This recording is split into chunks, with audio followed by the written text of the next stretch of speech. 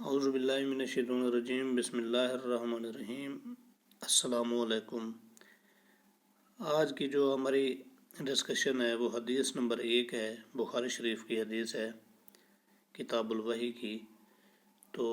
اس میں نبی کریم حضرت محمد صلی اللہ علیہ وآلہ وسلم نے ارشاد فرمایا، حضرت عمر بن خطاب رضی اللہ تعالیٰ عنہ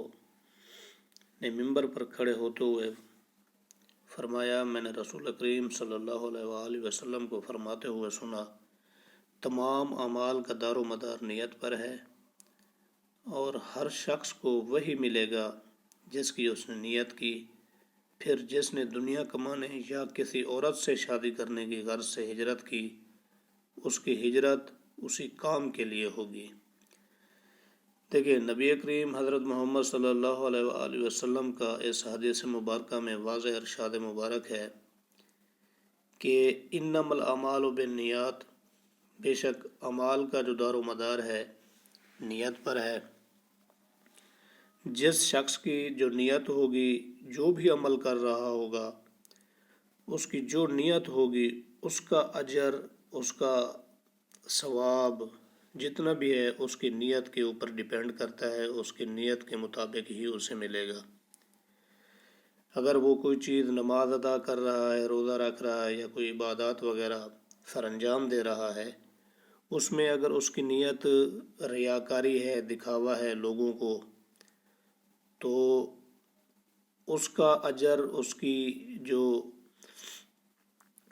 نیت ہے اس کے اوپر ڈیپینڈ کرتا ہے۔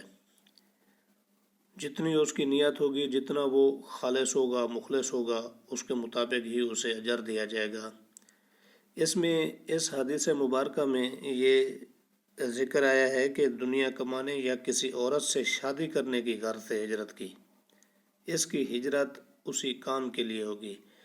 اس میں ایک اشارہ کیا گیا ہے، نبی کریم صلی اللہ علیہ وآلہ وسلم جب مکہ چھوڑ رہے تھے ہجرت کے لیے اللہ تبارک و تعالیٰ کے حکم سے،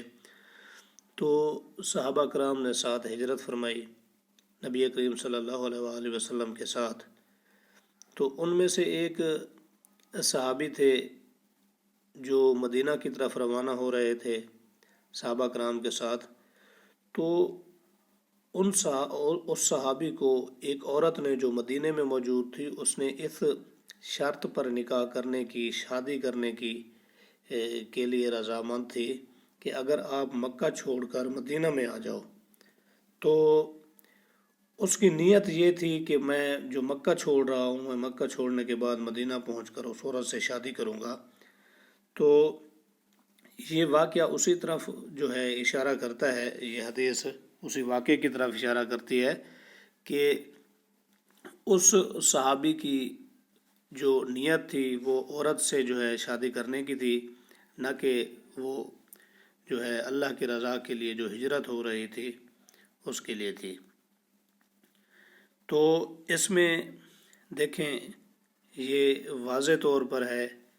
کہ جو بھی شخص جو عمل کرے گا، اس کی نیت اس کے پیچھے ہوتی ہے کہ وہ یہ عمل کیوں کر رہا ہے۔ ٹھیک ہے، اب کوئی شخص کوئی عمل کرتا ہے نیکی کا، ٹھیک ہے، تو اسے یہ جو ہے وہ اس کی نیت ہوتی ہے کہ وہ اس سے مال کما لے، یا لوگ مجھے نیک کہیں، یا لوگ مجھے سخی کہیں، یا لوگ مجھے دیکھیں کہ کتنا آدمی ہے، کتنا بڑا آدمی ہے، کتنا سخی ہے، کتنا لوگوں پر خرچ کرتا ہے۔ تو اس کی سخاوت، اس کا مال خرچ کرنا لوگوں کے اوپر بس اتنا ہی ہے کہ جتنا اس نے اپنی نیت میں سوچا ہے، اپنے دل میں سوچا ہے کہ جی مجھے لوگ یہ کہیں، وہ چیز تو اسے مل جائے گی۔ مطلب شہرت مل جائے گی، اس کو ہر چیز مل جائے گی، دولت بھی مل جائے گی، جو لوگوں میں مشہور ہونا چاہتا ہے، تو اس کا آخرت میں کوئی حصہ نہیں ہے۔ کیونکہ جو شخص جو یہاں پہ کماتا ہے،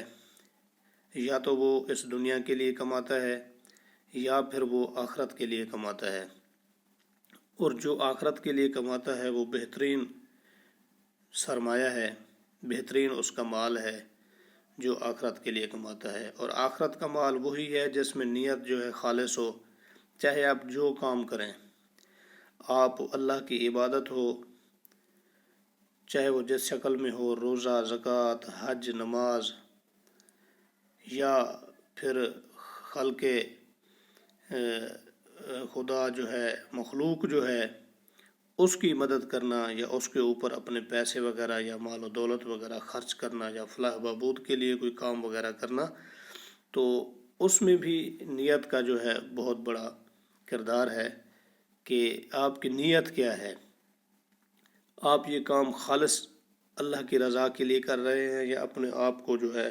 پاپولر کرنے کے لیے، مشہور کرنے کے لیے کر رہے ہیں، یا لوگ آپ کو سخی یا آپ کو بہت بڑا آدمی کہیں، یا آپ اگر نماز پڑھتے ہیں، نماز میں ریاکاری دکھاوا کہ لوگ مجھے کہیں کہ جی دیکھیں یہ بہت بڑا نمازی ہے، بہت بڑا عابد ہے، عبادت گزار ہے، تو لوگ آپ کو وہ کہنا شروع کر دیں گے کہ آپ بہت بڑے عابد ہیں، عبادت گزار ہیں، لیکن وہ جو نماز ہے اس میں آپ کا کوئی حصہ نہیں ہے، کچھ بھی حصہ نہیں ہے۔ اگر اس میں تھوڑی سی ریاکاری ہے، اگر آپ کی نیت جو ہے جس طرف ہے، اچھائی کی طرف ہے یا برائی کی طرف ہے، یا ریاکاری کی طرف ہے، یا خالص آپ کی نیت ہے کسی کام کے لیے،